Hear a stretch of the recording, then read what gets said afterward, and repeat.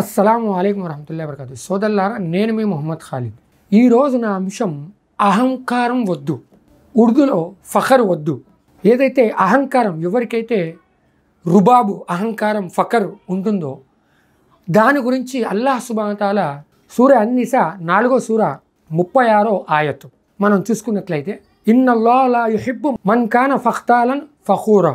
అల్లాహ్ ఖురాన్లో ఈ విధంగా చెబుతున్నాడు, అహంకారంతో మరియు బడాయిలు కొట్టే వారిని అల్లాహ్ ఎంత మాత్రము ఇష్టపడడు. అంటే అహంకారం అంటే ఫఖర్ చూపించుకుంటూ, అహంకారం చూపించుకుంటూ బడాయిలు చెప్పుకుంటాడు. నేను అది, నేను ఇది, నేను అంతా, నా స్థాయి ఇది, నా స్థాయి ఇది, నేను అక్కడ ఉండేవాడిని, నేను ఇప్పుడు ఇక్కడ రావాలన్నా, నీ ఇంటికి రావాలన్నా, నీ దగ్గరికి రావాలన్నా, ఇది మనం సమాజంలో చూసుకుంటుంటాం. అంటే నేనేంటి, నా స్థాయి ఏంది, నేను వాళ్ళ ఇంటికి వెళ్ళడం ఏంది, మనం సమాజంలో ఇలా ఎన్నో కొంతమంది దగ్గర మనం చూసుకుంటాం. అదేవిధంగా దైవ ప్రవక్త ముహమ్మద్ సల్లల్లాహు అలైహి వసల్లం ఈ విధంగా బోధించారు.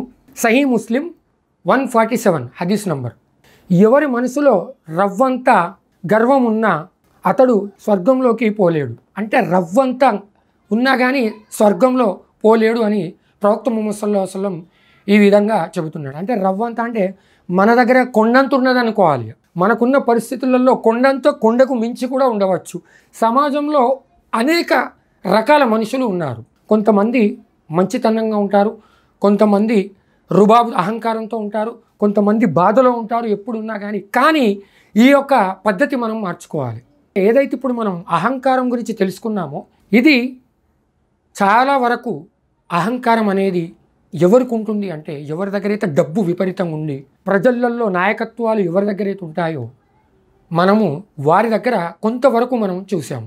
కొంతమంది దగ్గర ఈ యొక్క అభిప్రాయాలు, ఈ యొక్క నడవడికలు ఉంటాయి. అల్లాహ్ సుబ్హానహు వ తఆలా మనము ఖురాన్లో కానీ అనేక సందర్భాల్లో మనం వింటూ ఉంటాం, అధికారం ఫిరౌన్ దగ్గర లేదా, మనం చూడలేదా ఫిరౌన్ పరిస్థితి ఏ విధంగా అయింది, ఎంత అధికారం ఉండే, ఎంత డబ్బు ఉండే, ఎంత రుబాబు, ఎంత అహంకారం ఉండే ఫిరౌన్ దగ్గర. చివరికి ఫిరౌన్ పరిస్థితి ఏమి జరిగిందో మనందరికీ తెలుసు సోదరులారా. అదేవిధంగా డబ్బు, మాల్ ఏదైతే ఉందో హారూన్ దగ్గర మనం చూడలేదా, హారూన్ దగ్గర ఎంత డబ్బు ఉండే, ఎంత అహంకారం ఉండే, చివరికి హారూన్ పరిస్థితి ఏ విధంగా జరిగిందో మనం చూడలేదా సోదరులారా. అంటే నేను కేవలం ఏంటంటే డబ్బు ఉంటే ఇది ఎవరిని పర్టిక్యులర్గా నేను అంటున్నానని మీరు అనుకోకండి సోదరులారా. ఏదైతే ప్రపంచంలో కానీ మనం చూసుకున్న దానిలో ఎంతో మందికి మనం చూస్తున్నాము, కొంతమంది దగ్గర ఇటువంటి పద్ధతులు ఉన్నాయి.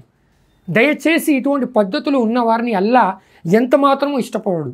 మరియు రవ్వంత అహంకారం ఉంటే స్వర్గంలో ప్రవేశించడం అని ప్రవక్త ముహమ్మద్ సల్లల్లాహు అలైహి వసల్లం ఈ విధంగా చెబుతున్నాడు. అంటే అహంకారంతో ఎన్ని కోల్పోతామంటే, అల్లాహ్ దగ్గర మనం స్వర్గాన్ని కోల్పోతున్నాము, మనని అల్లాహ్ ఇష్టపడడు అది కోల్పోతున్నాము. కుటుంబ వ్యవహారాల్లో కూడా మనము బంధుత్వాలు తెగిపోతాయి. సొసైటీలో కూడా మనకు మర్యాద ఉండదు. చనిపోయినా కూడా కొంతమంది డోలా మోసేందుకు కూడా రాడు, నలుగురు వచ్చి డోలా మోసేందుకు కూడా ఇష్టపడరు. అటువంటి జీవితం మనకు అవసరం సోదరులారా. మనకు ఎంత డబ్బు ఎదిగినా కానీ, ఎంత ఎదిగినా అంత ఒదిగి ఉండాలి సోదరులారా.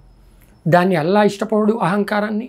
ప్రవక్త ముహమ్మద్ సల్లల్లాహు అలైహి వసల్లం కూడా అహంకారం ఉండే వారి గురించి రవ్వంతా ఉన్నా కానీ స్వర్గంలో ప్రవేశించడని మనం విన్నాం సోదరులారా. ఇకనైనా మనం ఎవరికైనా కానీ, మీకు నాకు అహంకారం నుంచి వెళ్ళి రక్షించబడాలి అని అల్లాహ్ దుఆ చేస్తున్నాను.